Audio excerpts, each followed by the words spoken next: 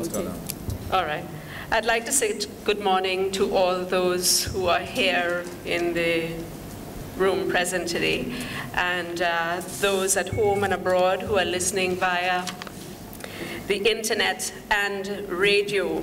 Before we begin, I would just like to ask anyone who has cell phones that you turn them down, turn them off, so that it doesn't interrupt the meeting in the event there's a ring. Okay, so the purpose of this meeting today is to discuss this matter pertaining to Leon Samuel, better known as Bigger Bigs, and to do with his mining operation at Rabaca that has been closed down. To begin, I'd like to say that since the planning permission to mine aggregate at Rabaca, which was granted to Leon Samuel and Big Up Trucking and Blocks Construction Limited, was revoked in February 2011, this matter has been the topic of discussion on the airwaves and on the internet by government officials, political activists, professionals, Leon Samuel himself, friends and supporters of Leon Samuel, and all sorts of individuals. Some of the information related to this matter has been skewed in all sorts of directions, and issues have been misrepresented in different forms and fashions based on the various individual perceptions. This press conference today is being held in an effort to bring greater understanding as to the developments which have taken place in this matter, and to clarify some of the issues surrounding the closing down of Bigger Bigs mining operation. My name is Marlon Mills, and I'm acting in the role of facilitator of this conference, and with me are a few highly experienced individuals who will speak on the issues we are about to discuss and who have been involved in this matter from the onset. So allow me to introduce, on my left, Mr. Glenford Stewart, CEO of Stewart Engineering Limited, Mr. Fillmore Isaacs, former Chief Agricultural Officer, Mr. Clive Bishop, agronomist, and Mr. Leon Samuel Bigger Bigs, the person at the center of this matter. Before we begin, I would like for us to pause for a moment of reflection by inviting Pastor Providence to share a few words of prayer with us.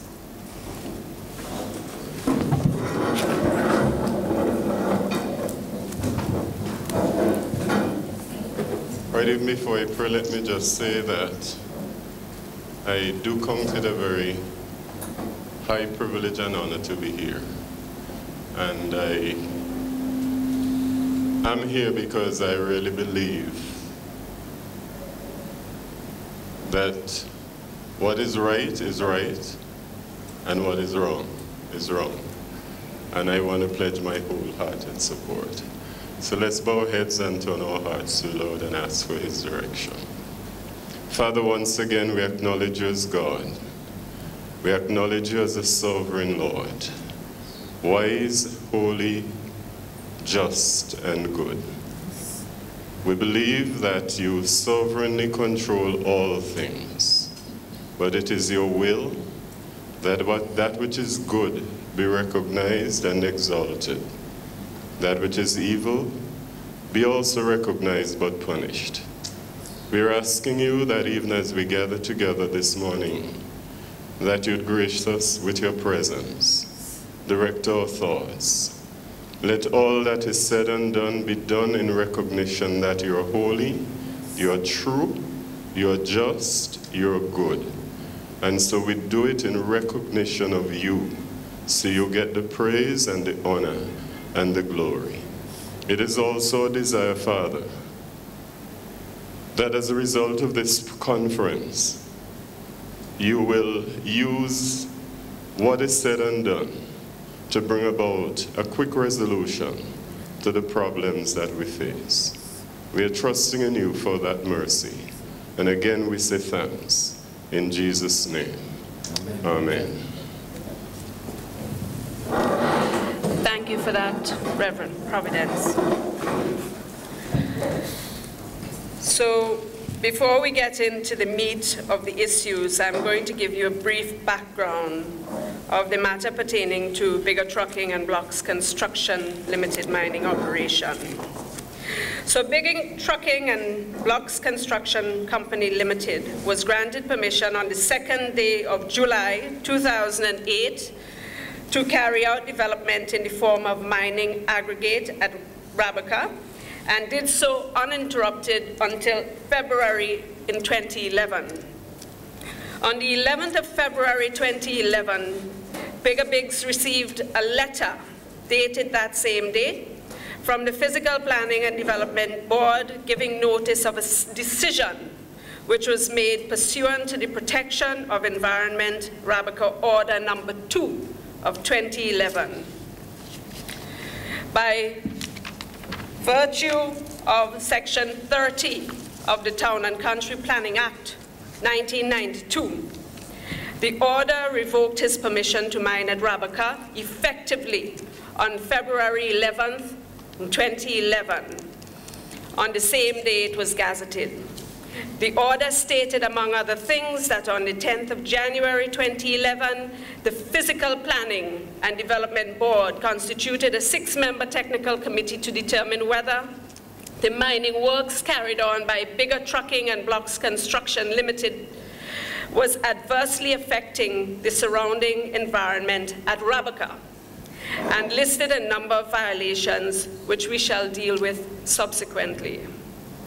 The order goes on to recite that Bigger Trucking and Blocks Construction Company Limited had failed to comply with the conditions under which planning permission was granted, and based on the information received from the Planning and Development Board, the minister was satisfied that it was in the public interest that the board be directed to take the necessary steps to remove, mitigate, or prevent any condition that poses or is likely to pose a threat to the environment surrounding the Rabaca Dry River and the Lady Jane River. The order stated that A, revoke the permission to carry out development in the form of mining works on the land described in the schedule to this order granted to Mr. Leon Samuel and Bigger Trucking and Blocks Construction Company Limited on the 2nd of July 2008, and B, it required Bigger Trucking and Blocks Construction Limited to take the following remedial measures, and there were 7 items listed, starting with the decommissioning of the crushing plant. I'm not going to list all of them. It is important to note here that 2 days prior to receiving notice of the order, Bigger had received a communication from the Physical Planning and Development Board dated February 9th, 2011, putting him on notice that pursuant to Section 21 of the Planning Act, it intended to publish an order to discontinue the approval for use of the subject land for mining works and for the removal of buildings or works on the said land. The notice also informed him that he was at liberty to submit his objections in writing to the board within 7 days of the notice served on him, failing which the board would proceed to have an order to that effect published in the Gazette. The SRNO mentioned earlier set in motion all the controversy around Bigger Bigs mining operation that we are here to speak about today. And we are going to try to shed some light into this controversy through the words of the Prime Minister himself. Speaking on a call-in program on WeFM on September 21st, 2014, the Prime Minister, in his own words, had this to say about the Bigger Bigs issue. And can I please have the clip, tape number 1A and B, please? You just listen very carefully.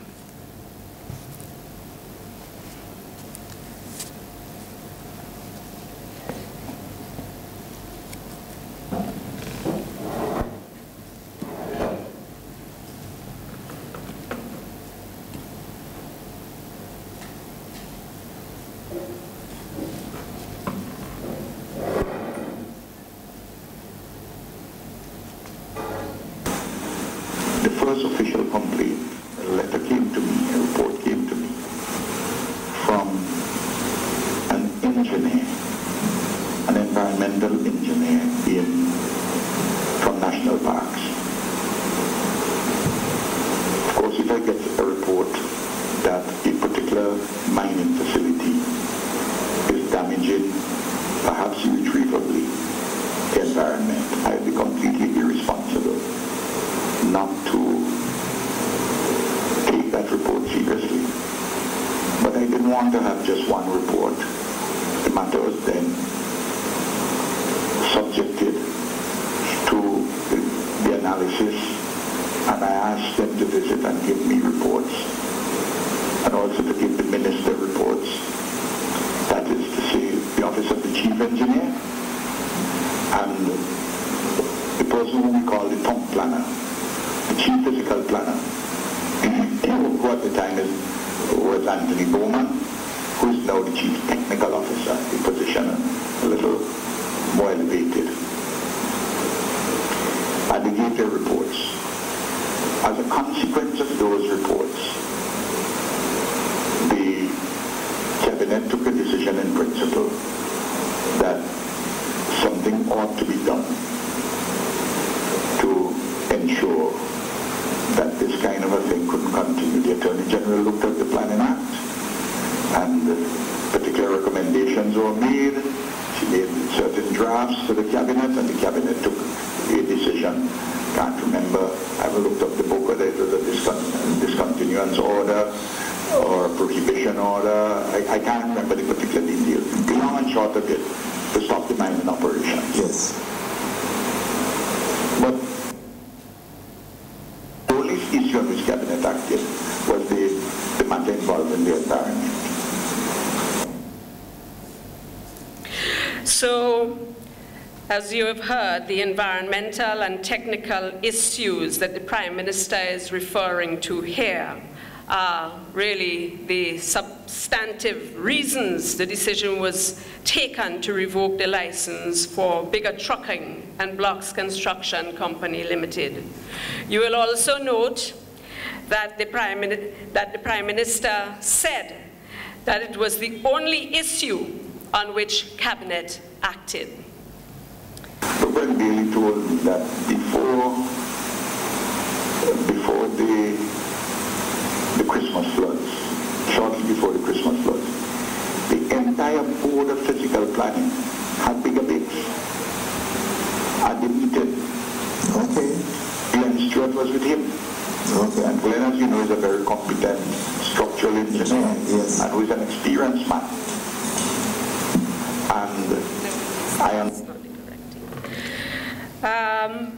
In respect of before, that clip was actually a little bit premature, but in respect of the, so that we don't jump ahead of ourselves, in respect of the environmental issues, I wish to invite Mr. Clive Bishop to read from the Protection of the Environment, Rabaca Order Number 2 of 2011, the reasons stated why the approval for development that was granted to Bigger Bigs Company was revoked. Good morning to all listening to this program. Good morning to all listening to this program. I am reading from a document entitled St. Vincent and the Grenadines Statutory Rules and Orders, 2011, number 2, gazetted 11th February 2011. Protection of the Environment, in brackets, Rabaca Order 2011. Whereas on the 2nd of July 2008, the Physical Planning and Development Board granted permission to carry out development in the form of mining works on the land specified in this order to Mr. Leon Samuel and Bigger Trucking and Blocks Construction Company Limited. And whereas on 19 November 2010, the Rabaca Park Steering Committee determined that Bigger Trucking and Blocks Construction Company Limited was not complying with the environmental impact assessment prepared by the Institute for Environmental Research and Technology for the Bigger Trucking Block Construction Rabaca project and was mining into the southern bank of the Rabaca River. And whereas on 10 January 2011, the Physical Planning and Development Board constituted a 6-member technical committee to determine inter alia whether the mining works carried out by Bigger Trucking and Blocks Construction Company Limited was adversely affecting the surrounding environment at Rabaca. And whereas the technical committee concluded inter alia that A, Bigger Trucking and Blocks Construction Company Limited is not adhering to the proposals in the environmental management plan submitted in their application. The use and disposal of the petrochemical compounds is not controlled, and there is evidence that the oils and diesels have gained access to the groundwater table. B, the excavation pit adjoining the Rabaca River presents a significant risk to the heavy equipment operators. The riverbank of the Rabaca River, Dry River, may collapse under the load of the equipment operating along the bank. There is apparently a lack of safety measures or procedures being practiced on the site. C, there is extensive erosion along the banks of the Lady Jane River, which is affecting the operation of the Lady Jane River Bridge on the Carib Coast Road.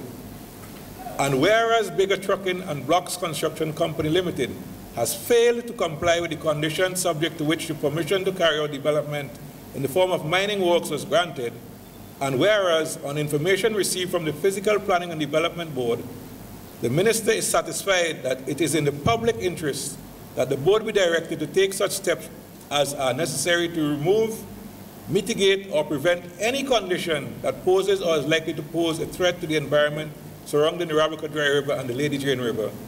Now, therefore, I, Clayton Borgen, Minister responsible for Town and Country Planning, by the virtue of power vested in me by Section 30 of the Town and Country Planning Act 1992, number 45 of 1992, do hereby make the following order. Citation. 1. This order may be cited as the Protection of Environment in brackets Rabaca Order 2011. Order to protect the environment. 2. The board is directed to take the steps set out in this section in relation to the land described in the schedule to this order. A. Revoke the permission to carry out development in the form of mining works on the land described in the schedule to this order, granted to Mr. Leon Samuel and Bigger Trucking and Blocks Construction Company Limited on July 2008. B. Require Bigger Trucking and Blocks Construction Company Limited to take the following remedial measures. 1. Decommission the crushing plant. 2. Backfill the excavations to eliminate ponding. The finished levels of backfill should allow original contours to the satisfaction of the board. No embankment to exceed 1H to 2V slope. 3. Reinstate the topsoil and in-situ vegetation to all excavated areas. 4. Terrace and shape the embankments along the Lady Jane River to the board's satisfaction. No embankment to exceed 1H to 2V slope. 5. Conduct the site restoration process as outlined in the Bigger Trucking Construction Rabaca Project Environmental Impact Assessment. 6. Excavate soils contaminated by petrochemicals and utilize the appropriate treatment methods. 7. Collect all used petrochemical drums and dispose of off-site in a manner approved by the board. 8. Seize all incomplete constructions, in bracket, buildings, etc. And 9. Take such other remedial measures the board considers necessary to remove, mitigate, or prevent any condition that poses or is likely to pose a threat to the environment surrounding the Rabaca Dry River and the Lady Jane River. May this 10th day of February 2011, Honorable Clayton Borgen, Minister of Housing, Informal Settlements, Informal Human Settlements, Physical Planning, Land and Surveys. So moving right along with the environmental and technical issues, we are going to play you another tape, tape number 2. And this is the Prime Minister again speaking on WeFM call-in program on the 21st of September 2014. Brent Bailey told me that before the Christmas floods, shortly before the Christmas floods, the entire Board of Physical Planning had bigger bids at the meeting. Okay. Glenn Stewart was with him. Okay. And Glenn, as you know, is a very competent structural engineer, yes, and who is an experienced man. And I understand that there was a subsequent meeting. This is what Brent told me. But Brent was not at that meeting. He's a member of the Brent Bailey, as the chief engineer, is a member of the board by law. Yes. Of the Physical Planning Board. Hopefully we will see something, because morning before I called it, I called Brent. I said, when last you spoke to Brigadier, because I wanted to give you and the people of St. Vincent and Grenadines some kind of a final, something where we are at the latest. Yes. He told me he spoke to Big Eye, he said I think it was Wednesday we just gone here. Yes. And he wants to set up a meeting between him, the chief surveyor, and the person from physical planning now. Okay. Bowman, and I suspect Mr. Campbell, who is the chief town planner. So you will note that the Prime Minister makes reference to Mr. Glenford Stewart and his professional competence. So in respect of the environmental issues, I'm going to read a document which was sent to Mr. Leon Samuel by Mr. Glenford Stewart subsequent to an evaluation of the mining site, and it goes, we refer to the above-mentioned revocation decision dated 11th February 2011, and which was issued to you by the Physical Planning and Development Board. Having monitored your mining operations from its inception up until our last visit to the site on the 20th of February 2011, we wish to state categorically that there was no engineering nor environmental basis for the decision by the Physical Planning and Development Board to terminate your mining operations. It is evident that the Protection of Environment Rabaca Order 2011, number 2 of 2011, which was made on the 10th of February 2011, was based on false and alarmist information, which was provided to the Minister of Housing, Informal Human Settlements, Physical Planning, Lands and Surveys by both the Rabaca Park Steering Committee and the Physical Planning Development Board's Technical Committee. We have found no activity of your mining operations met the threshold of an environmental hazard. The spillage of a total of 2.4 gallons of diesel over a 2-year period should not constitute a measure to precipitate an order for closure of the mining facility. Simple mitigation measures can be put in place for the storage of delivery of diesel and lubricants, but there will always be incidental spillage from operating heavy equipment and machinery on site. There is no evidence that spilled oils and diesel have gained access to the groundwater table through the sand and gravel to a depth of 52 feet. No excavation pit was ever created on the mining site or adjacent to Rabaca River. All heavy equipment and machinery were kept at significant and safe distances from the banks of the Rabaca River. All excavations and grading were executed in accordance with the operational and safety rules as set out by the U.S. Institute of Mining, Sand and Gravel Mining. No activity was ever conducted in or adjacent to the Lady Jane River, and no mining was ever contemplated in proximity to this river. The natural erosion of the banks of the Lady Jane River by stream flow has been occurring from time immemorial. This has absolutely nothing to do with the mining activities on the neighboring site. There was no ponding of storm water ever on the site. Ponding is not possible given the permeability of the natural sand and gravel overburden. In the natural process of time, the evidence will reveal that no topsoil was removed on site and that vegetation will thrive immediately upon cessation of mining. This is so because the chemical, volcanic origin, composition of the sand and gravel. This brief report on the matter is not intended to obstruct any legally constituted authority in the execution of its duties. Neither does it seek to prevent the state from administering fair and equal treatment to any citizen. Should you have any queries or need to discuss any aspect of this report, please do not hesitate to contact us. Photographs will show the various aspects of the mining operation, and the condition of the site on 20th February 2030 are available for your review. Signed, G.M. Stewart. At this moment, I'm going to invite Mr. Stewart to elaborate and to present his argument in respect of his environmental evaluation.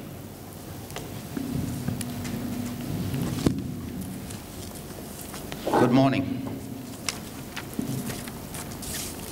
It is alleged that disposal of petrochemical compound was not controlled, and there is evidence that oils and diesel have gained access to groundwater table. The issues are, how was it determined that the petrochemicals have entered the groundwater?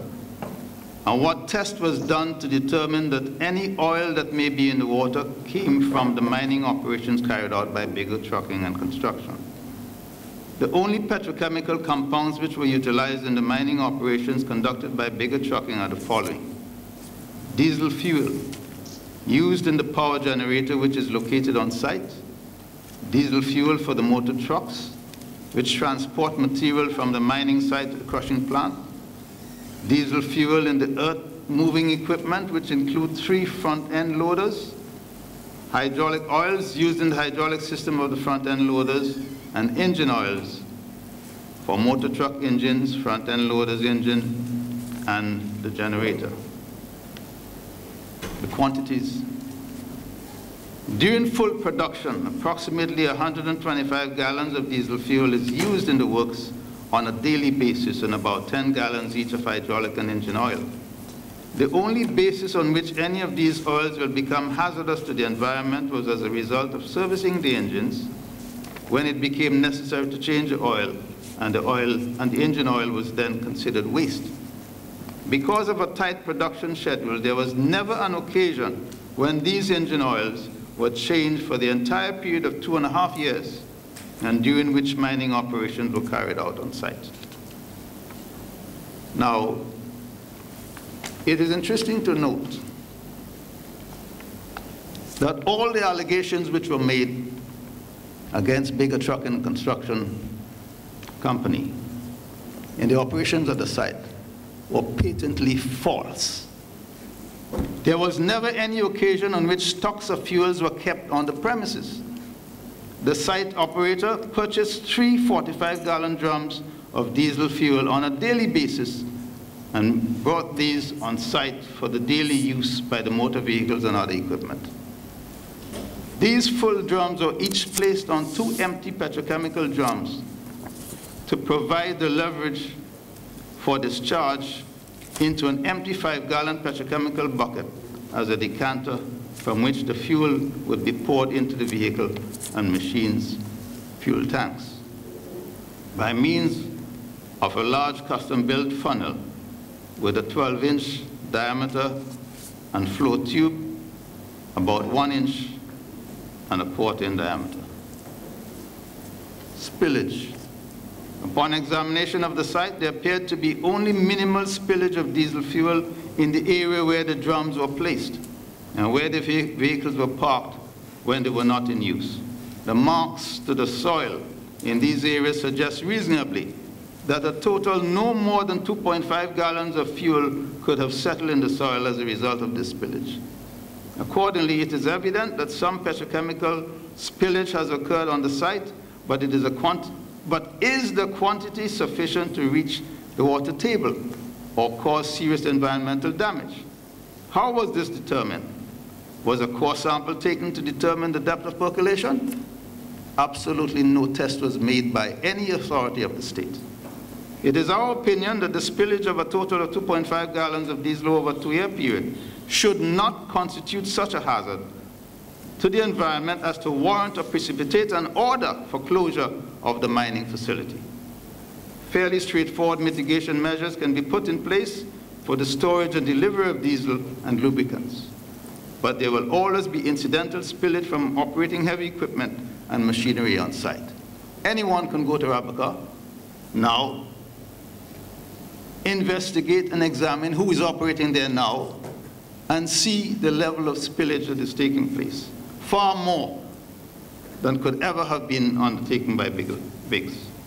Furthermore, there is no evidence that spilled oils and diesel had gained access on the groundwater table through the sand and gravel to a depth of 52 feet.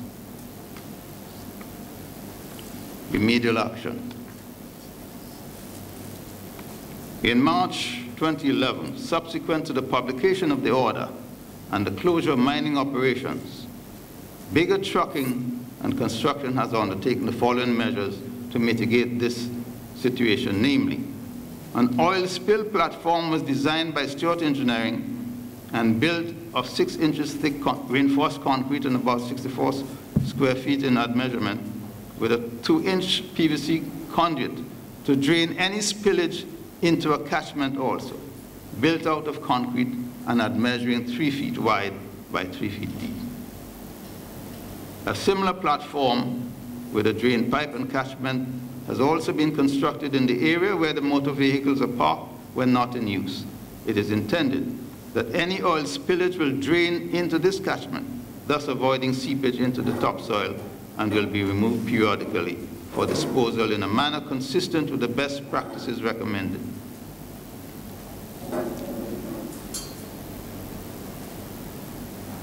Mining operation near the Rabaca Dry River. Mining was carried out at all material times over an area of 3 acres to a depth of about 10 to 12 feet with the use of an excavator. At no point was such mining conducted at a distance closer than 20 feet from the edge of the embankment, that is, to the river's embankment. The sand, gravel, and boulders were harnessed by the excavator and transported via motor trucks to the crushing plant, which is located in the middle of the land in the course of quarrying operations. The huge boulders were maneuvered and positioned about 20 feet inside the embankment. This is fact. It was intended that these should serve as a bulwark or safeguard and restrict the maneuvers of heavy equipment from operating close to the edge of the embankment, and also as a barrier to protect pedestrians from coming too close to the precipice. From our examination of the locality, there was no evidence of an excavation pit created on the mining site or adjacent to the Rabaca Dry River. All heavy equipment and machinery were kept at significant and safe distances from the banks of the Rabaca River. All excavations and grading were executed in accordance with the operation and safety rules as set out by the U.S. Institute of Mining, Sand and Gravel Mining. Extensive erosion along banks of the Lady Jane River. You've heard the allegation contained in the statutory order. The Lady Jane River runs along the southern boundary of Bigger Cement and Aggregate property, where it flows from west to east and is bounded with approximately 7 acres of land.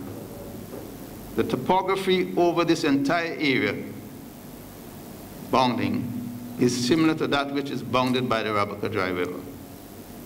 At all material times, no mining activities were carried out on any portion of this area along the Lady Jane River. The only works which were conducted there was in relation to site preparation for the establishment of the crushing plant, storage yard for products after crushing operations, and the construction of block-making shed.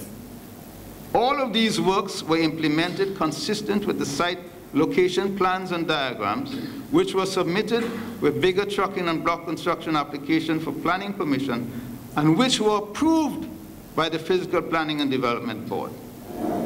Upon our examination of the site, there was no evidence that mining activity was ever conducted in or adjacent to the Lady Jane River, and we were reliably informed by the operators that no mining was ever contemplated in proximity to this river. The evidence will show that state operators mined within the Lady Jane River, and we have photographs to establish that. It is our opinion that the natural erosion of the banks of the Lady Jane River by stream flow has been occurring from time immemorial. This had absolutely nothing to do with the mining activities on the neighboring site. the remedial steps directed by the order. The remedial steps directed in the statutory order. Backfill the excavations to eliminate ponding. This was really a joke. Technically, and even from a common sense standpoint, a 5-year-old child is seized with the knowledge on the basis of evidence that you can't have ponding in sand or gravel. There was no ponding of stormwater ever on this site. Ponding is not possible given the permeability of the natural sand and gravel overburden. Reinstate the topsoil and institute vegetation to all excavated areas. In the natural process of time, the evidence will reveal that no topsoil is removed on site and that vegetation will thrive immediately upon cessation of mining. This is so because of the chemical or volcanic origin of the sand and gravel up at Rabaca. 2 weeks after Bega Biggs was closed down, the operations of mining had ceased. You could have gone there and see vegetation thriving. And that is so because of the very nature of the chemical composition of the sand and gravel, which would allow the growth of vegetation. Indeed, this has already occurred to the extent that the crusher plant and other equipment have now been overtaken by vegetation. Substantial rehabilitation of the works would now be required in order to reinstate quarrying or other industrial operations on the site, which is now commonly utilized by local farmers for grazing livestock. And we have photographs which show the various aspects of the mining operations and the conditions on the site, which we took on the 20th of February, 2013. And these are available for your review. Terrace and shape the embankment along the Lady Jane River. This is one of the requirements that they asked him to do. The bank of this river is susceptible to erosion and the flow of the river is prone to vary from time to time. And this is a natural process. Any attempt at building up material along the river bank is likely to be futile and may well result in serious erosion and land slippage at various points along its flow. However, Bigger Trucking and Construction is willing to cooperate with the board to explore the feasibility of using similar boulders as have been utilized. Now, I think I should stop there. I don't think I should go on anymore.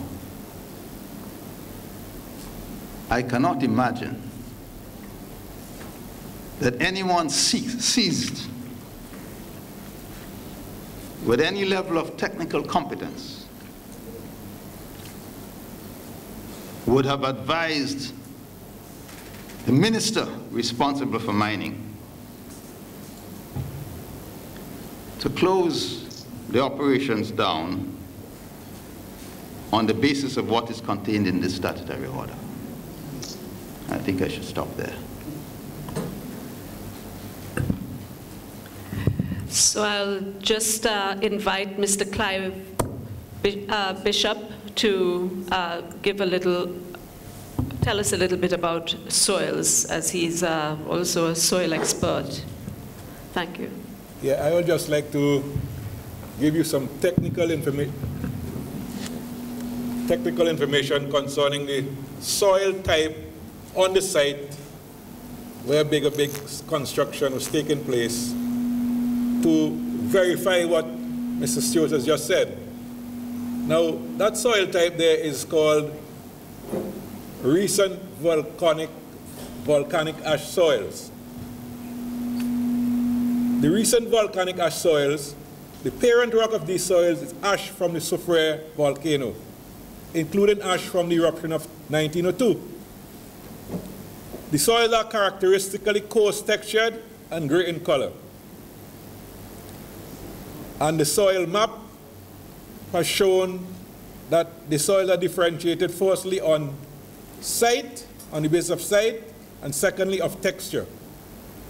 In terms of texture, there is a measurement called the index of texture.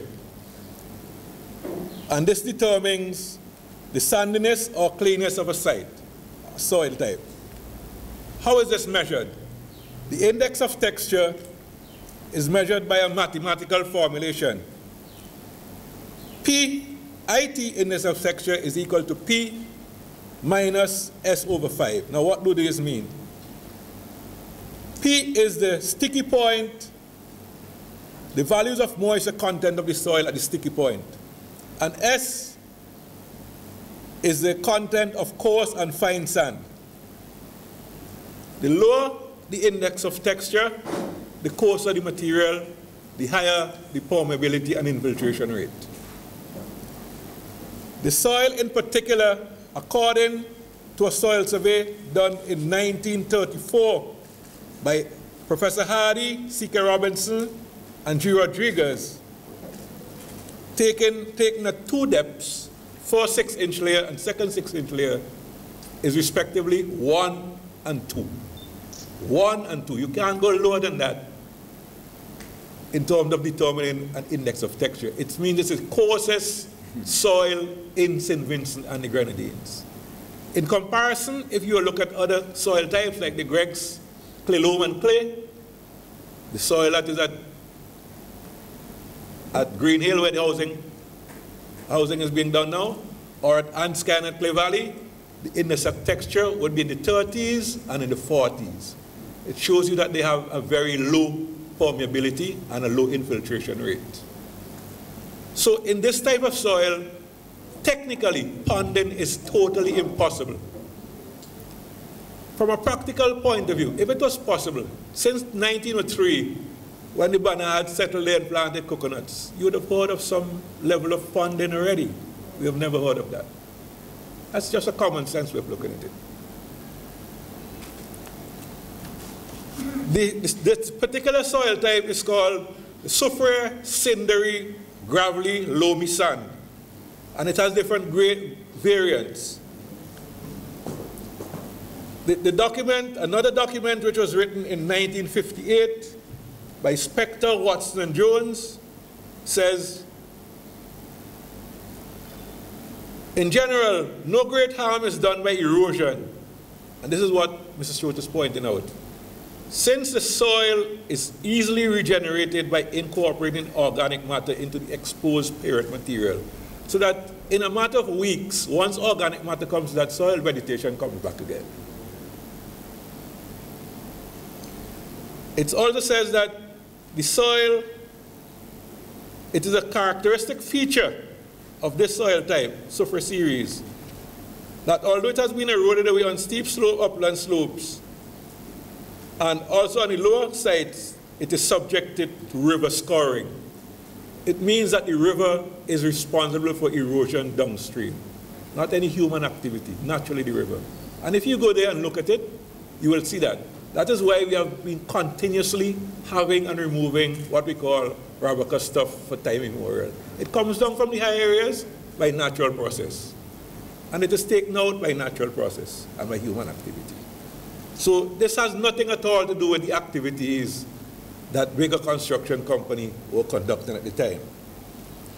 It goes on to say the series is well drained, possesses rapid infiltration rate, and in areas where there's a slight pan, about 6 or 12 inches, the pan surprisingly possesses rapid permeability.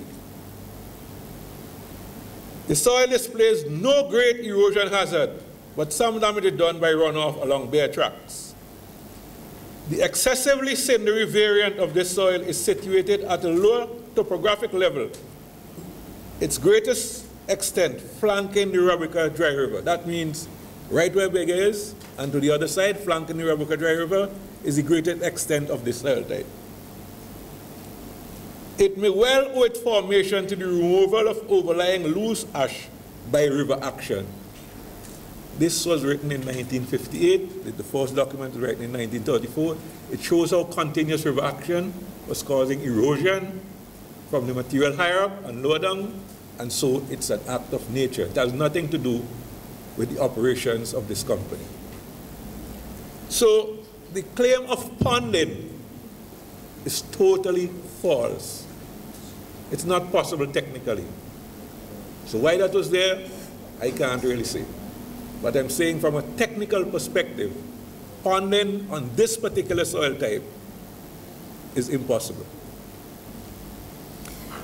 Thank you. So subsequent to the SRNO of February 11th, 2011, Leon Samuel made a lot of effort to try to regain permission to conduct his mining operation. There were meetings and communications going back and forth between Leon Samuel and the planning authorities, including, and I'll give you just an account of the types of things that were going on so you can get an understanding of it. A response to the November 9th notice. You remember he was given a notice 2 days prior to the gazetting of this SRNO from the planning board, dated February 10th, 2011, after which he was served the SRNO on the following day.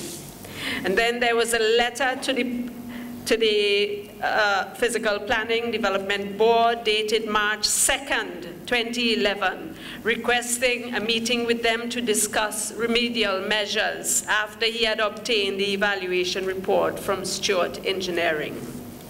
On March 24th, the Secretary of the Physical Planning and Development Board responded by informing him that his mining development was now subject to the SRNO number 2 of 2011, and as such, and I'll quote, the Physical Planning and Development Board does not consider itself the responsible body to address any query emanating from the imposition of such an order, end of quote.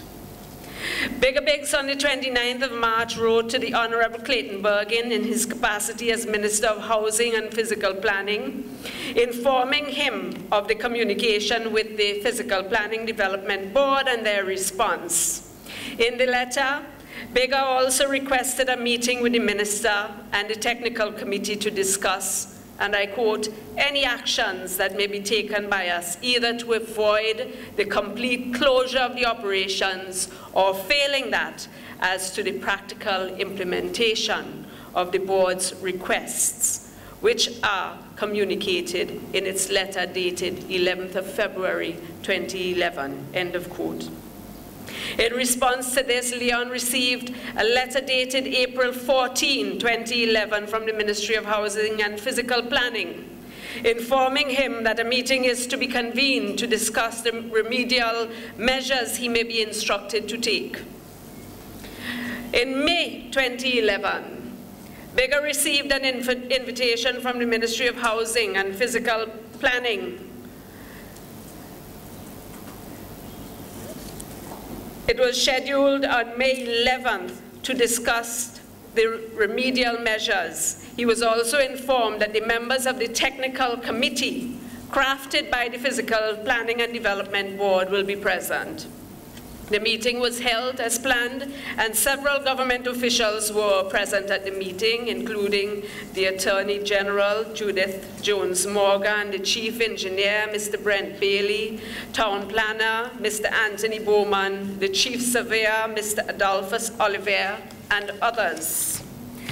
According to the minutes of this meeting, the Attorney General apparently stressed that the purpose of her presence in the meeting was to, and I will quote from the minutes, to ensure that Mr. Samuel understood the meaning, demands, and seriousness of the Protection of the Environment Rabaca Order number 2 of 2011. After reviewing the obligations of Bigger Trucking and Blocks Construction Limited, the Attorney General further informed Leon Samuel that failure to comply with the order would result in legal action being taken against his company. You will recall in the first tape that the Prime Minister stated that Cabinet took the decision on the basis of environmental issues. Okay?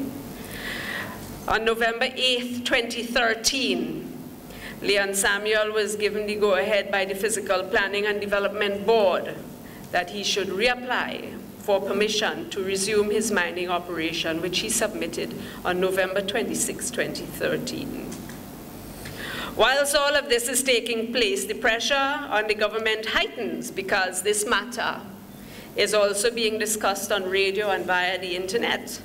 Hence, the information reaches the Catholic bishop, and he too is inspired to address the issue of Bigger Bigs on humanitarian grounds by way of a letter to the clergy. So following this, on October 2nd, 2014, Bigger Bigs received a letter from the Physical Planning and Development Board to the effect that the board had decided to reinstate the mining approval for Bigger Trucking and Block Construction Limited.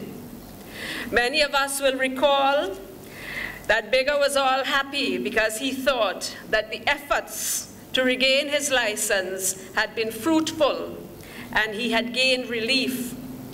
But it was very short-lived because on October 7th, Bigger received another letter from the Physical Planning Unit. And I will proceed to read that letter. It was addressed to Leon Samuel, and it says, "Dear Sir, notwithstanding the Physical Planning and Development Board's approval granting permission for mining operations to be carried out at Rabaca, and subsequent transmittal of this decision to you by way of the document Form 10A, Notice of Decision on Application for Development, outlining the conditions governing the mining operations, you are hereby advised that the following legal requirements are conditions precedent before any such operations can commence. A mining license must be applied for and granted by the National Quarries Board, Ministry of Works. 2, the restrictions outlined in the SR&O number 2 of 2011 must be revised. It goes on to say, further, as outlined to you in the meeting of the Physical Planning and Development Board's Technical Committee on 26 September, Cabinet approval is also required.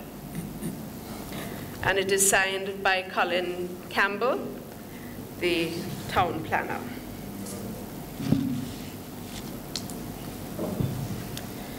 And you need to note the key to that letter is that Cabinet approval is also required. I would like to play you another tape of the Prime Minister speaking at a press conference on the 14th of November 2014. Can I have tape number 3, please? A and B. In my absence, the planning authorities, the planning board, approved an application from Bigger Bigs Construction for the land use at Rabaca for mining. Of course, as has been made public before, that is not a mining license in itself. You have an authority which provides the license, that's the permission for the land use. And then of course there's the statutory rule and order number 2 of 2011, just in case persons wanted to look at it, which Cabinet had taken on the advice of the technical persons for Bigger Bigs Trucking and Blocks Construction Company to stop the mining.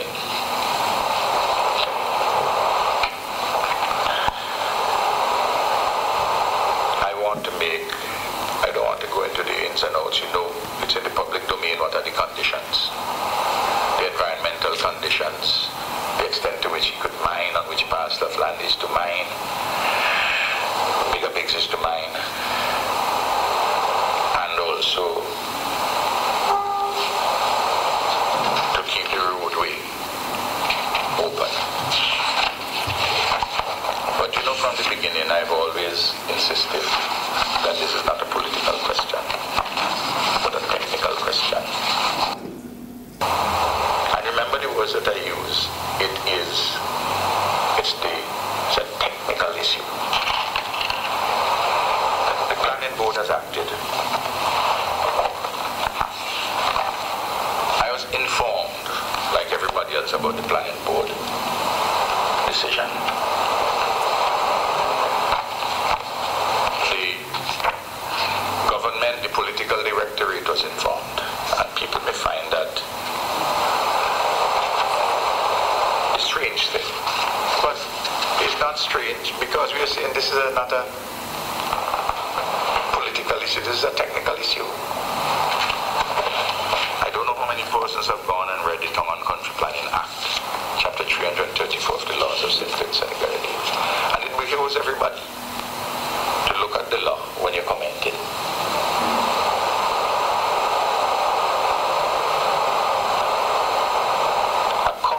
In accordance with Section 3 of the Tongue and Country Planning Act, you have a board consisting of 15 persons, the Physical Planning and Development Board. Everybody, 12 of these persons are office holders, professional people.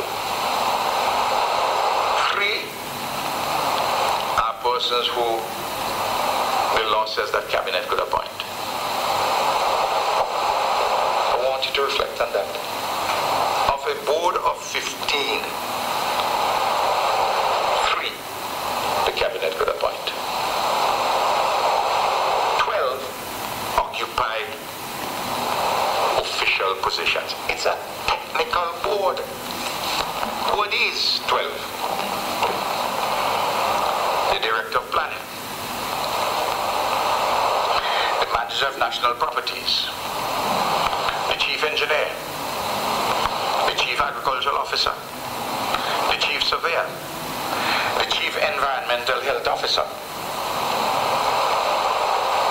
the General Manager of the Housing and Land Development Corporation, the Manager of the Central and Water Sewage Authority, the General Manager of the St. Vincent Electricity Services Limited, the Commissioner of Police, the Warden of the Tongue Board, Permanent Secretary, the Ministry of Physical Planning, or their respective nominees. Those are the 12.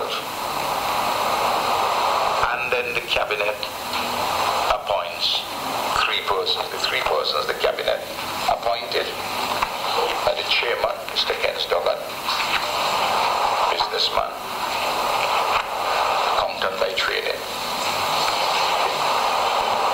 Mr. Kenrick Brown, who is a man skilled in the area technically, and Fred Stay in teaching. He's at the, I think there's a school of special needs, I think he teaches. Those are 3 persons the cabinet appointed in. So that when people talk about the government give back Bigger Bigs the license, and the government is the entity, is because Bishop Gordon raised that as a social concern. I happen to know that Bishop Gordon had asked Biggs himself. He said, have you done what the Prime Minister has asked you to do to engage the officials? And he went and engaged the officials. There's a meeting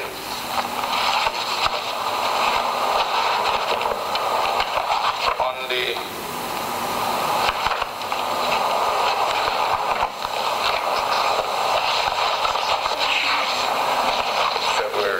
in September.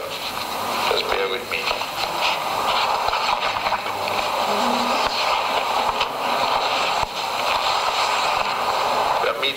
26th of September.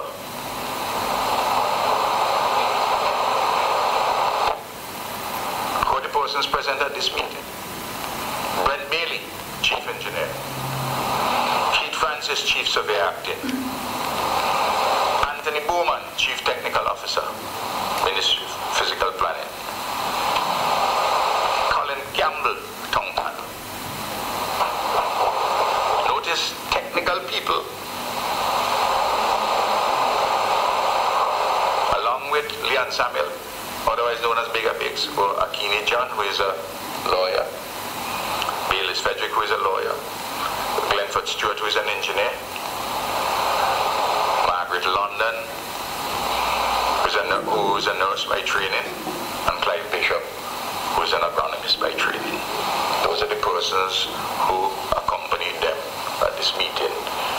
And on the basis of that meeting, they advised the board. And the process was taken from there. And on the 2nd of October, the Physical Planning Board issued the approval and laid out the... So there you have it in the words of the Prime Minister. You will note that at the beginning of that tape, the Prime Minister stated that in his absence, the Physical Planning Board approved an application by Bigger Biggs, and that it is a planning issue. He also said, remember the words that I use, this is a technical issue. So we are going to move on to the substance of the Town and Country Planning Act and the legal framework by which approval was obtained by Bigger Biggs Company to conduct its mining operations at Rabaca. And to explain this, I would like to invite Mr. Fillmore Isaacs to speak about the Town and Country Planning Act, and he will discuss the role of the Physical Planning and Development Board in the process of applications and issuance of approvals. Mr. Isaacs is a very experienced senior civil servant with many years' experience interacting with the Physical Planning and Development Board, and he is very knowledgeable of the functions of the board. Mr. Isaacs. Thank you very much, Marlon, and good morning once again to all listening. You would notice the reasoned, disciplined, and structured manner in which the company has approached this whole issue. There are some fundamental values which we must not lose sight of. Equality before the law, freedom of the individual, and justice.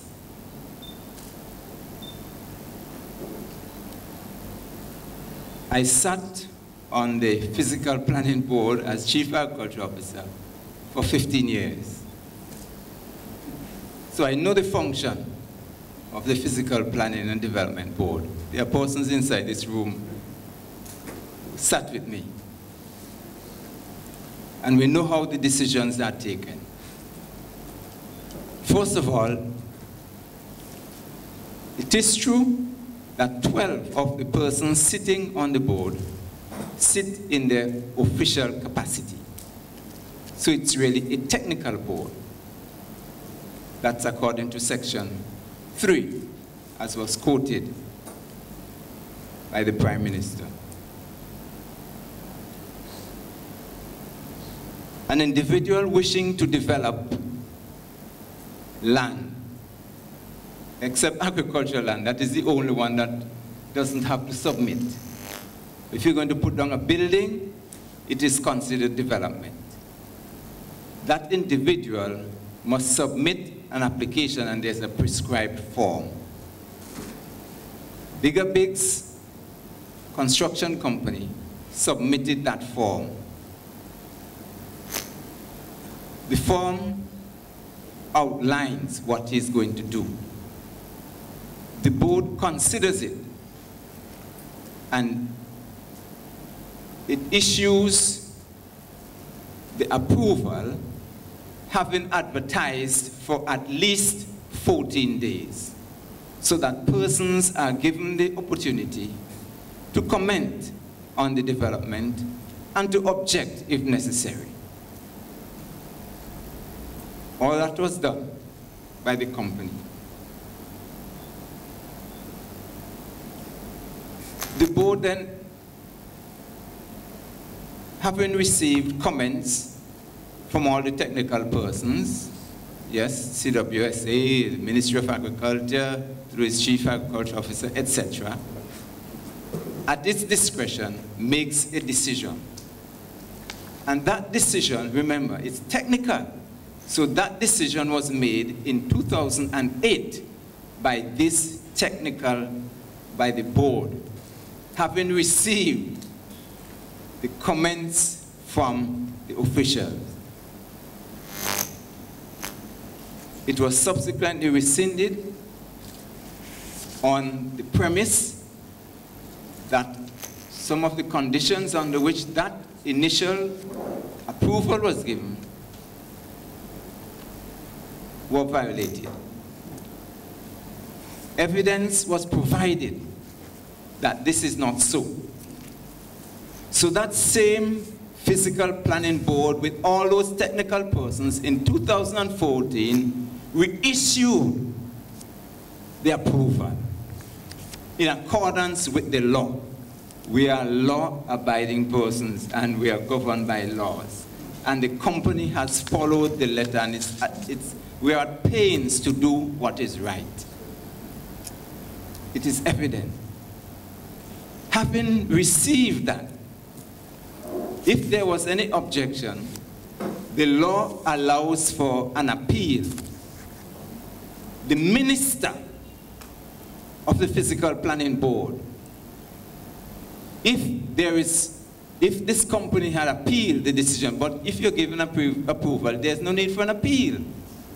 He did it in the first instance when the environmental issues were raised, and he went and had various dialogues with everybody. In this case, there was no need for an appeal.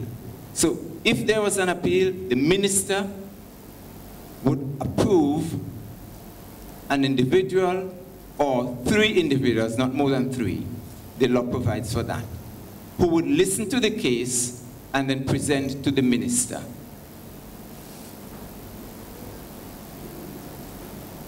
The minister would then make his rule based on the findings of that tribunal. So there was no need for that. The tribunal follows legal principles according to the law. Now, having received approval by that technical committee called the Physical Planning and Development Board, and being notified that is approval, here comes again, and in writing, you are hereby advised that the following legal requirements. So the technical people, based on environmental issues, etc., have advised, go ahead. But now he's asked for legal, you must await legal requirements. Not only that, but you must have cabinet approval.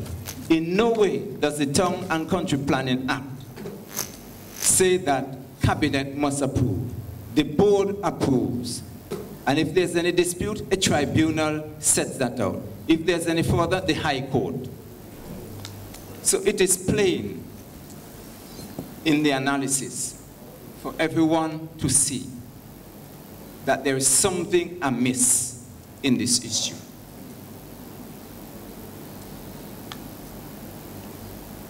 The company does not lose heart, and we're quoting from the Apostle Paul in 2 Corinthians chapter 4, verse 1 and 2. It says, we do not lose heart.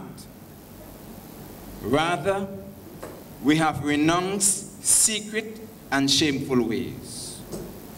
We do not use deception, nor do we distort the word.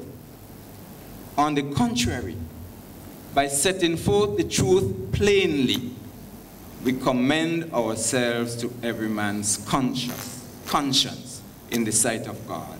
Amen. We want to see justice done.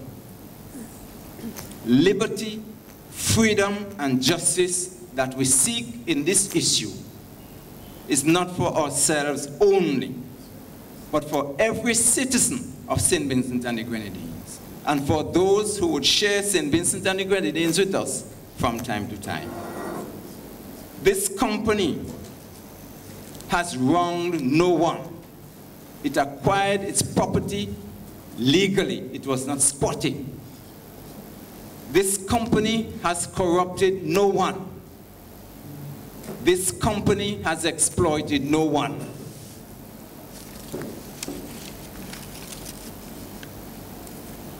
What this company has done is plain before God, and I hope that it is plain to us all as well.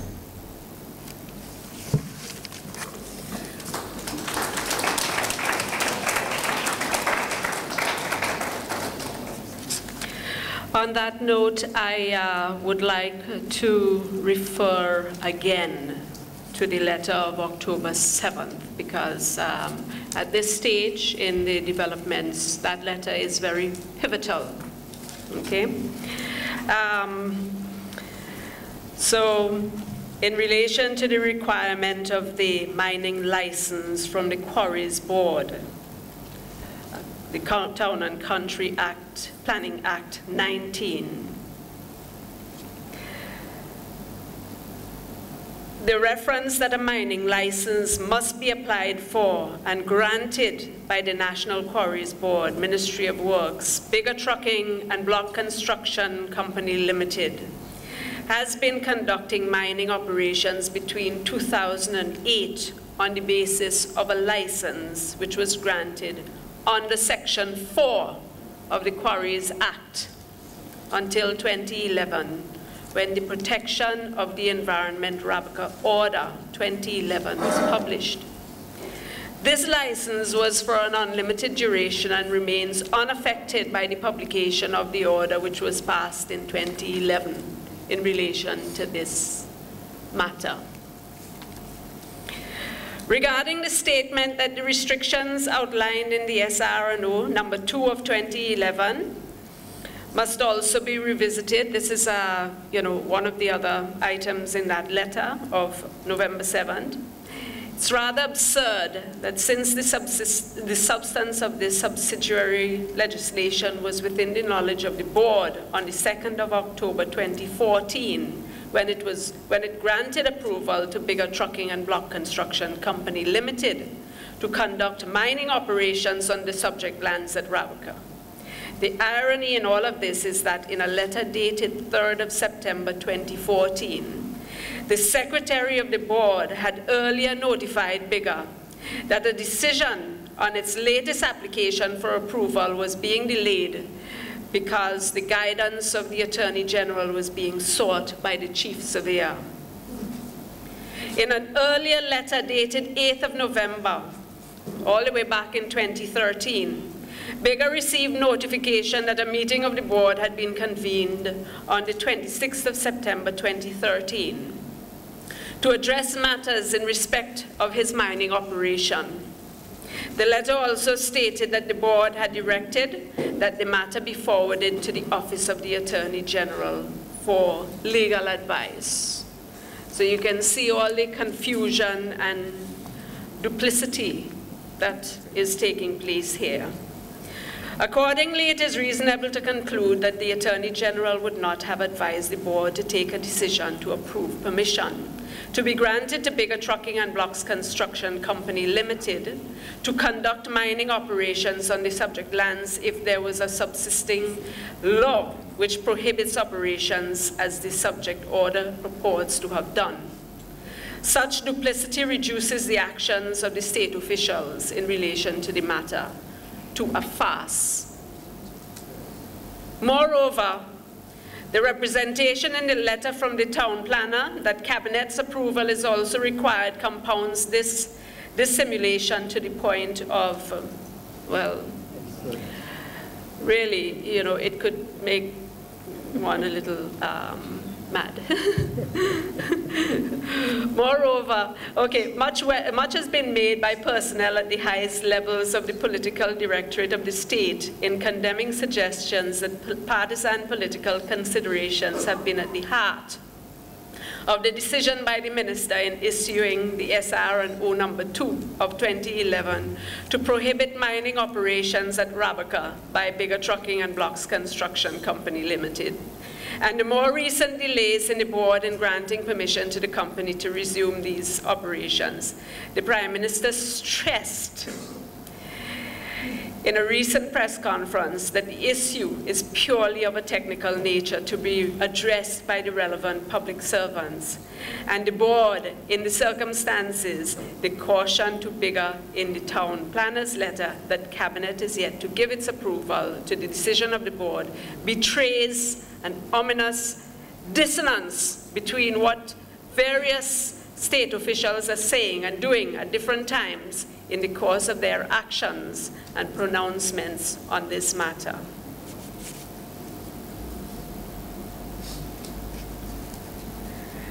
In addition, these representations are really contradictory to the provisions of the Act.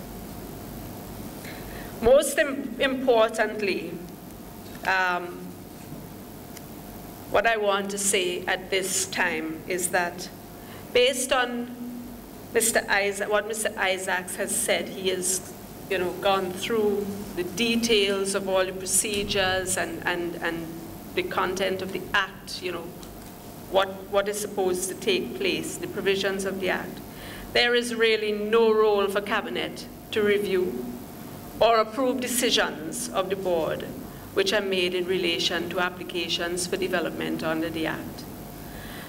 Accordingly, any usurpation of such a function by Cabinet as is being suggested would be contradictory to the Act itself. And at this time, I think that we will pause here, and I would like to open the floor for any questions the media might have or anybody might have. If we can just have a microphone available, please. Yes.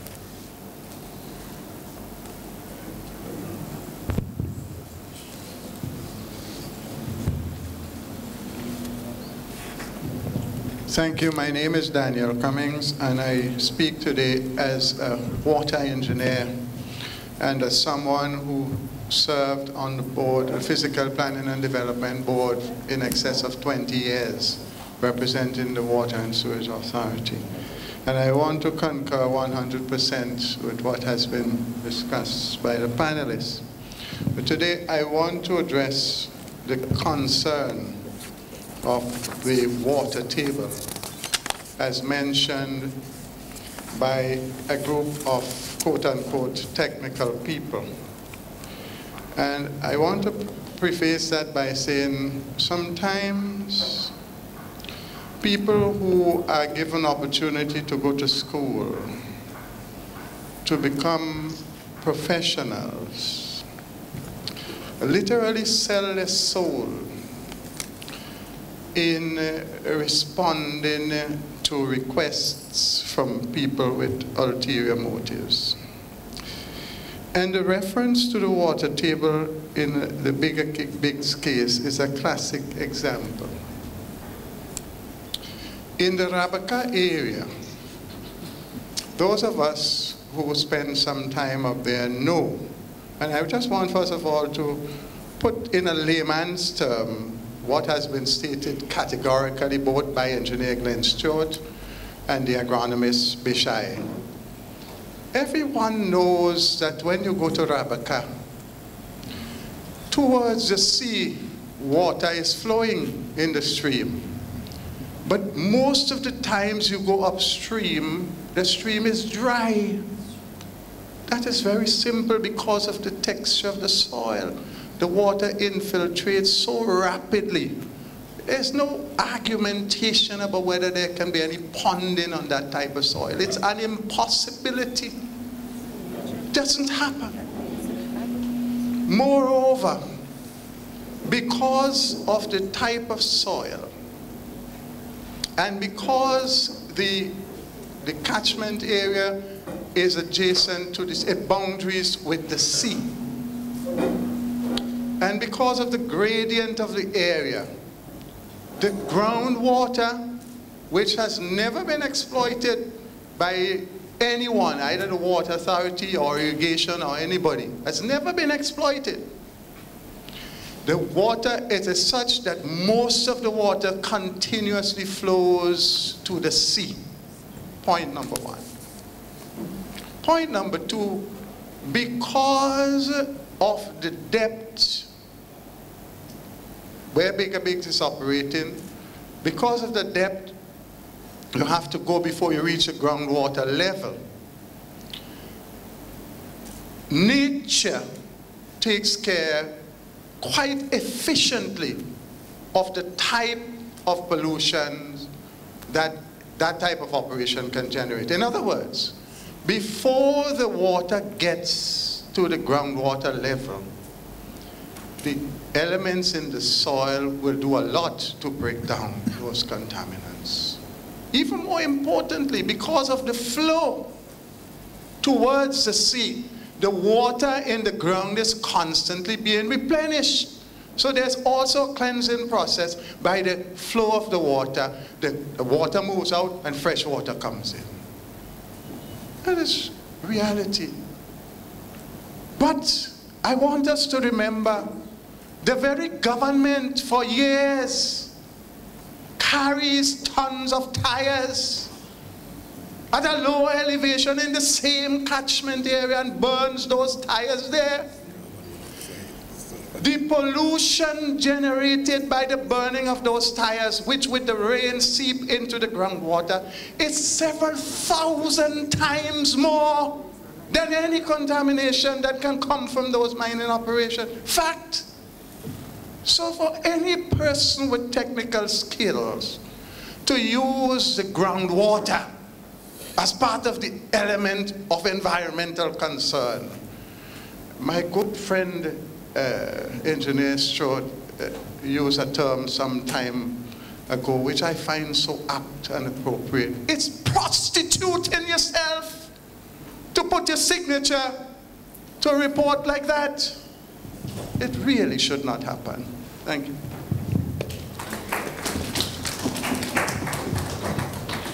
Thank you very much. Can we just have the microphone passed to Kenton Chance, please? Eyewitness News.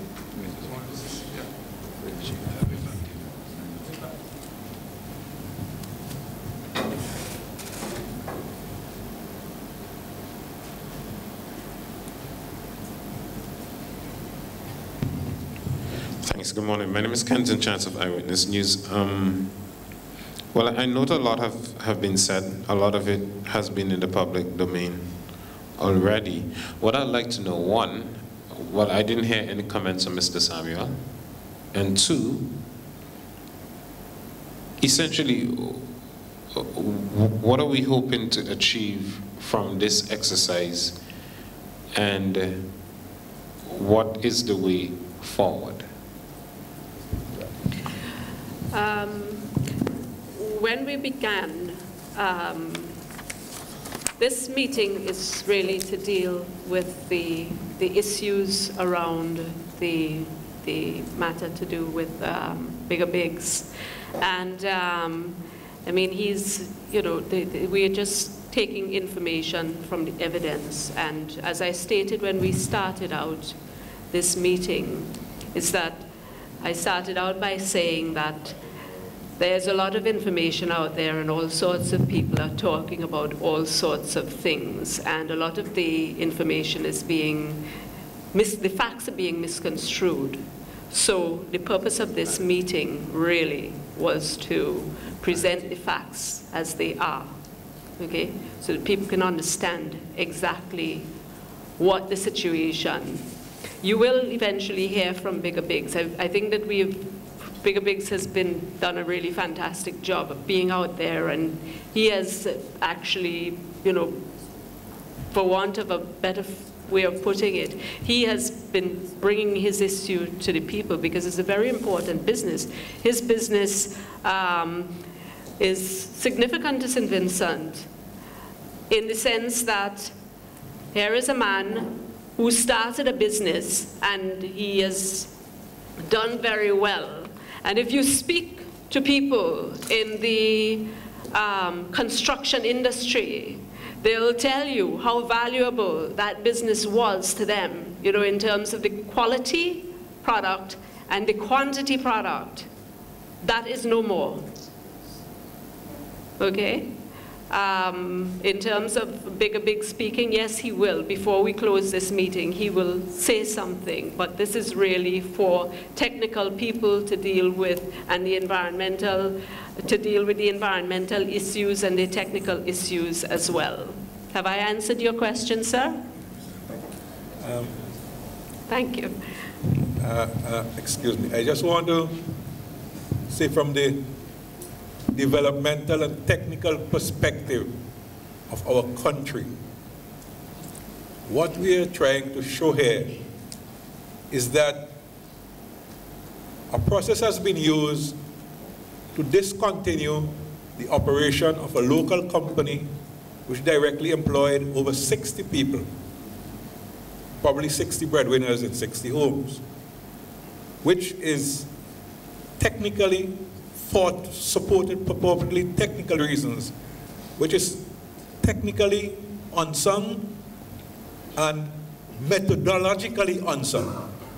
Now, in any developing country like ours, a board which is the Planning and Development Board, which is supposed to be the highest authority to approve development in this country, must be operating with tools which are clear, transparent, so that everybody can see what is happening.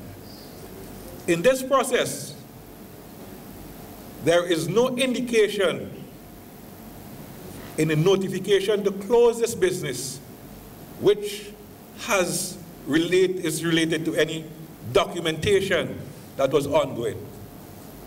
What am I saying? You have to use a risk management tool in this way, in any business, which has several steps to be taken, which has a cross-cutting issue: consultation, communication, documentation, and review, so that anyone under any administration who is doing something will be constantly reminded of whether they are trespassing on the premises set before, so that you could mitigate and stop, or we say nip it in the bud, any environmental hazard or any environmental negative impact that is blossoming. In no instance has this been shown in this case. So if we are operating as a country, which is a developing country, and not using these tools, then we are not in that category as a developing country. We are underdeveloping ourselves, and that is the point. It has nothing at all to do with any politics or anything. It has to do with a process of us going forward as a country, as a people.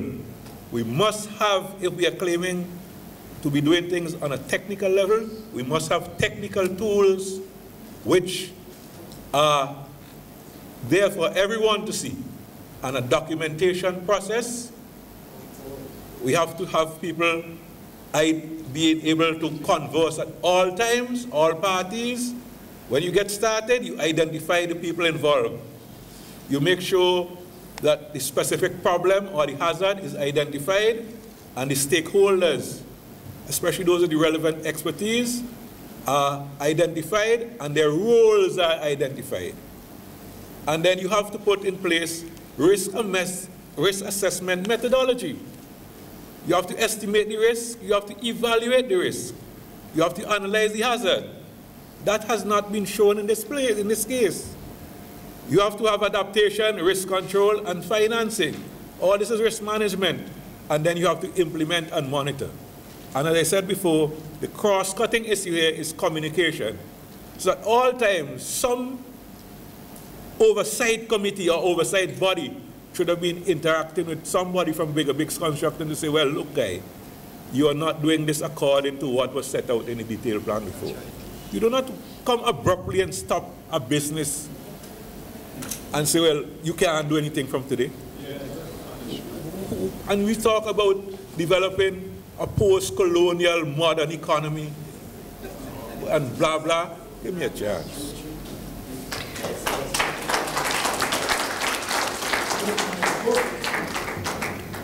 My name is Monty Roberts, and I traverse that part of the country fairly regularly. I have to, for different reasons. That's just a week or so ago, I drove up that area where Bigger had his operation, and I see no environmental problem there. The entire area is in lush vegetation. The only environmental problem I'm seeing there now is a building that used to house the office, because it is badly vandalized. All the windows and doors and what's not are all broken. So if you speak about environmental problem, that might be the only one I see around there now. But Kenton almost answered the question, asked the question that I really want to ask. But I'll still ask it because it's on my mind. Clearly, Bigger not going to get anyway in terms of getting back his license to get his business going again under the present regime. And my question is, what's the next step? Where do you go from there? Because you can clearly see they are pushing it wrong in circles. People who are not responsible for giving the license are getting in the way, and all kind of problems they're going to create for you. My question, as I said, is similar to what Kenton asked. Where do you go from here? What's the next step? Yes. Thank you. Let me just make a comment. As you were talking about, Kenton asked too that he didn't hear the company. We are all connected to it. You didn't hear the CEO of the company. Yeah? But we're giving clarity to the issues. And let's face it, we have intention. We talk about righting historical wrongs. Are we going to wait until the next generation to right a historical wrong that we have committed in this our generation? I say no. That is what I am optimistic that this issue would be resolved because we are reasonable people and reason has been applied. We said that it is an environmental issue. The environmental people gave the okay. The technical and environmental people gave the okay because they said approval has been issued to you. All that is needed now is that the other non-technical barriers be removed, and I believe they will be removed in this generation. Good morning. A matter like this frightens me as an manufacturer. It frightens me a lot because I'm a furniture manufacturer. I deal with chemical, I deal with dust and all kind of things, and I don't know when I will offend the environmentalists. I just don't know. But the man in the middle today is Leon Bigger Bigs. He have a very good name, Bigger Bigs. You're real big, my friend. That is why you become a target. I get close to Bigger Biggs when he opened his block making plant in Yambu. He made a statement that I was totally agree with. He said, when you take a chance that nobody else can take, will ever venture to take. And he took that chance. And from that time I hear that statement, I was close to him and I get closer to him.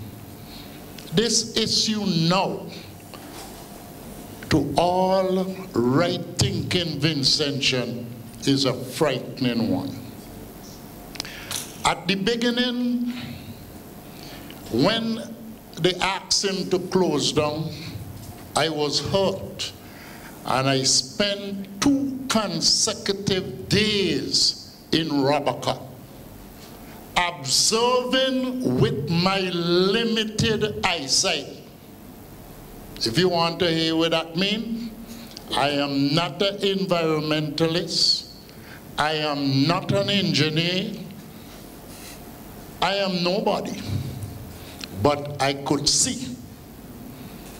And with my limited eyesight, I searched Robaca. There are other miners in Robaca. There are other people doing work in Robaca. And I took the liberty to examine what was done in Robaca.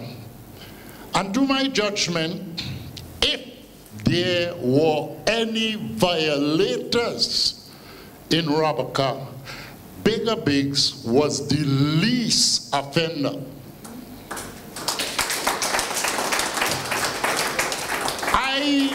When I say I don't mean Otieno. I.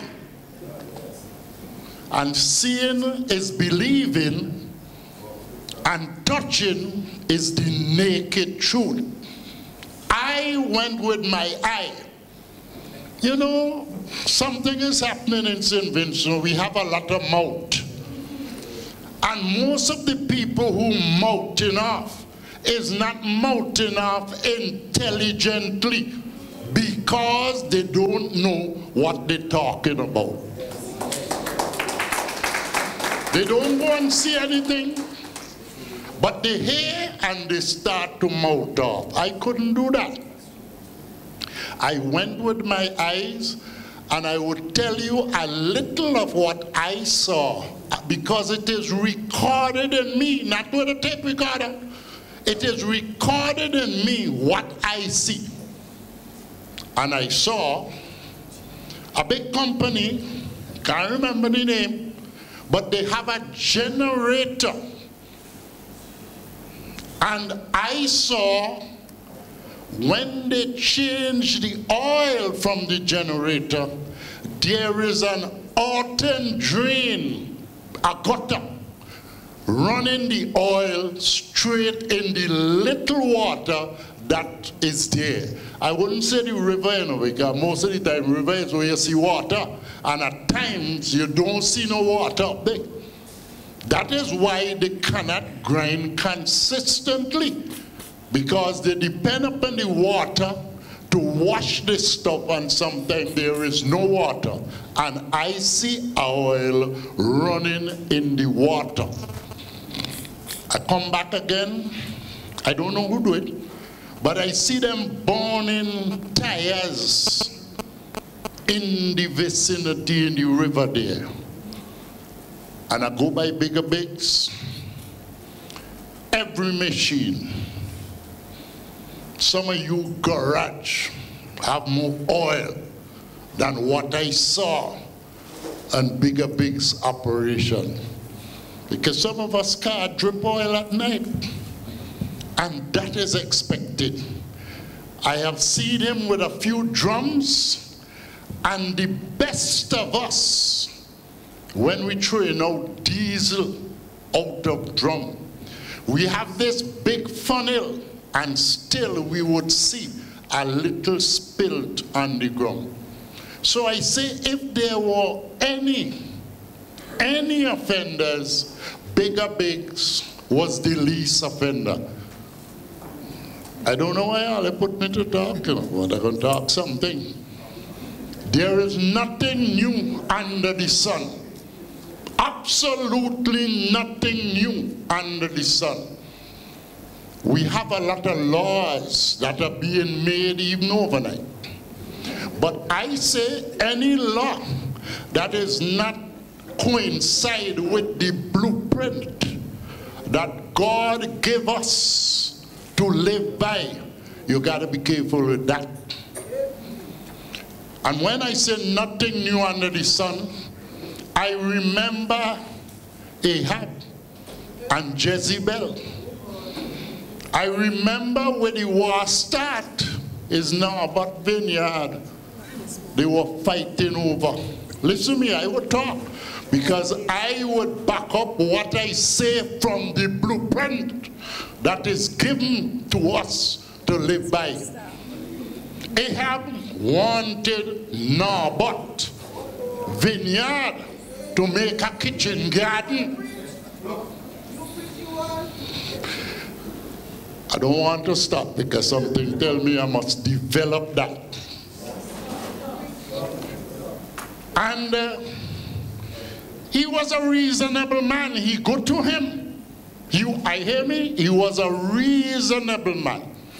He go to Naboth and he say, man, this thing is close to me. I wanted to make a kitchen garden. I'm going to either pay you or give you a better vineyard that you can operate. I only want it because it's close to me. I don't know who Bigger Big land is close to. But I could also say who own every square inch of land in St. Vincent. I could say that. That's what they say, so I could say so.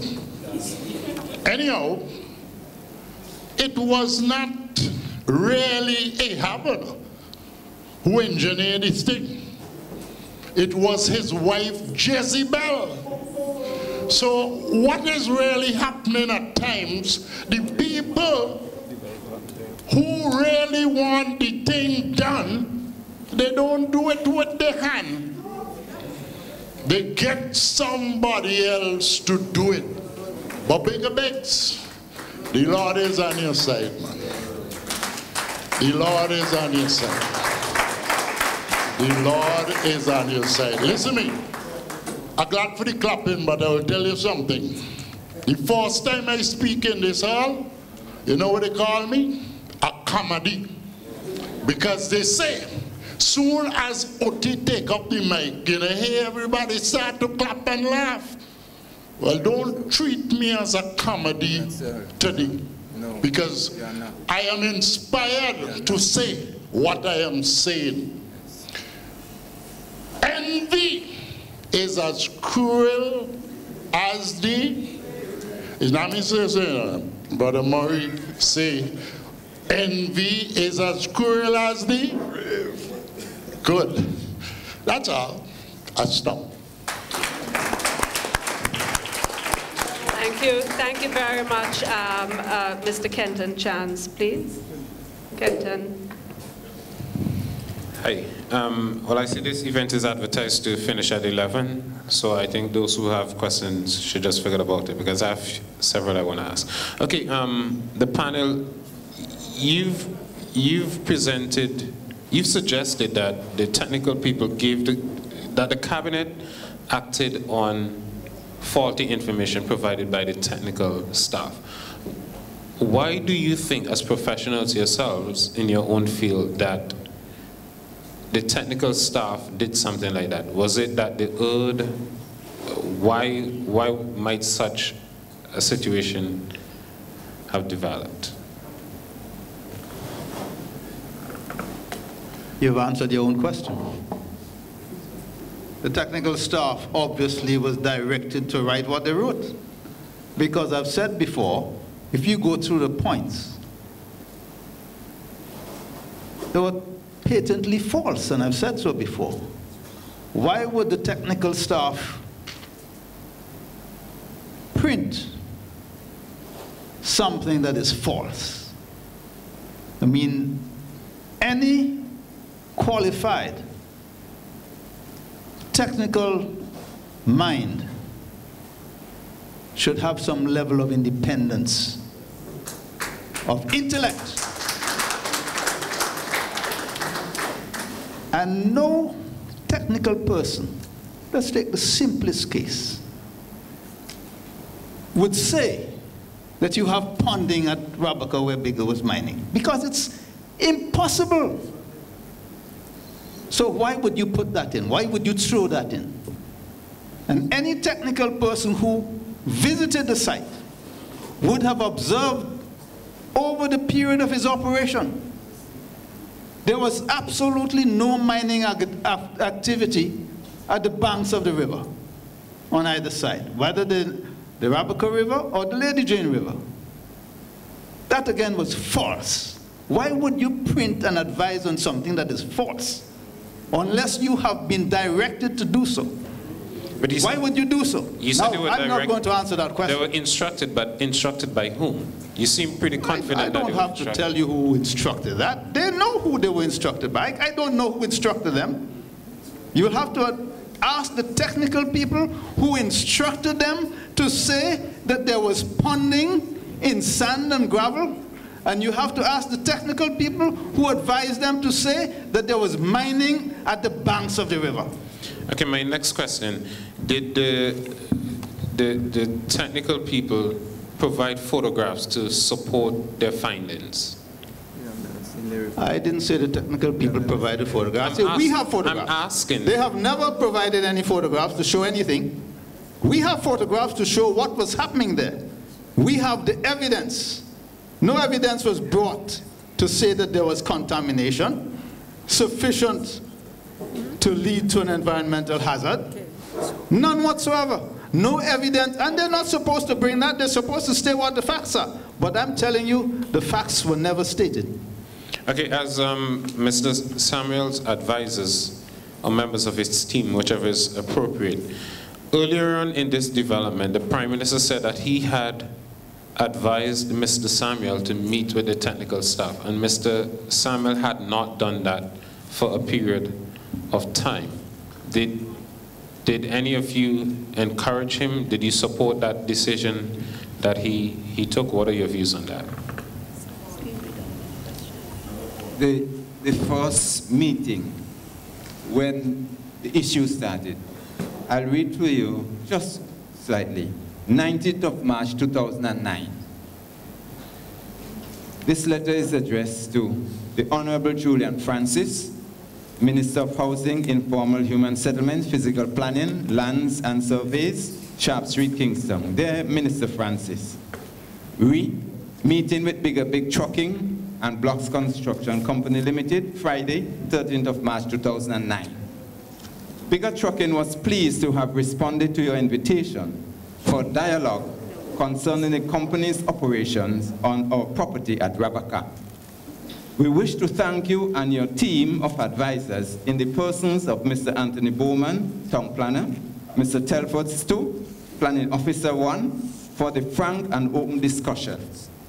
As Director, CEO of the company and the company's advisor, Mr. Fillmore Isaacs, we found the exchange very fruitful. We noted the areas of concern raised by you, namely, 1, the environmental impact of our current operations at Rabaca, and 2, access for persons who own lands to the northwest of our property at Rabaca. We wish to place on record the position of our company on the 2 very important issues. Firstly, our current mining operations do not violate the conditions under which approval was granted by the Physical Planning and Development Board, and we do not intend to do so.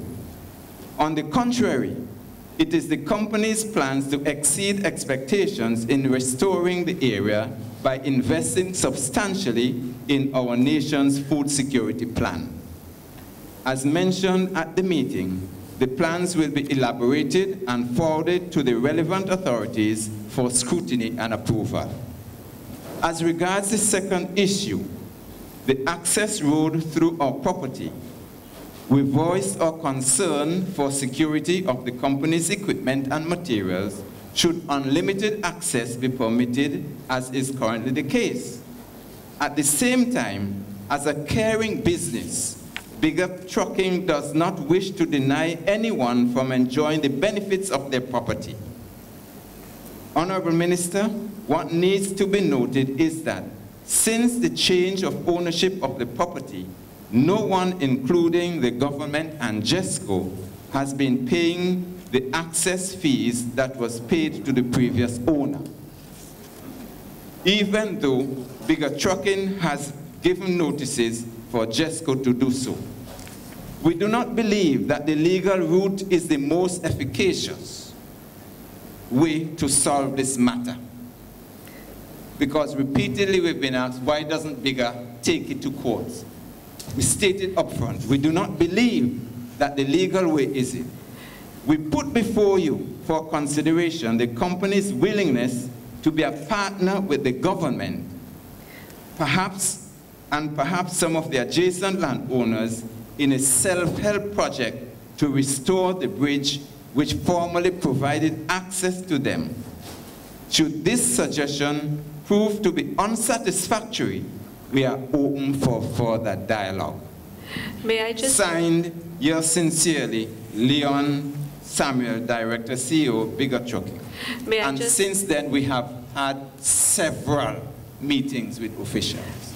May I just interject here for a moment? This actually introduces another issue which was introduced when Bigger Bigs got the approval in early October 2014, which is the question of keeping a road access through his property, which is not a traditional road access.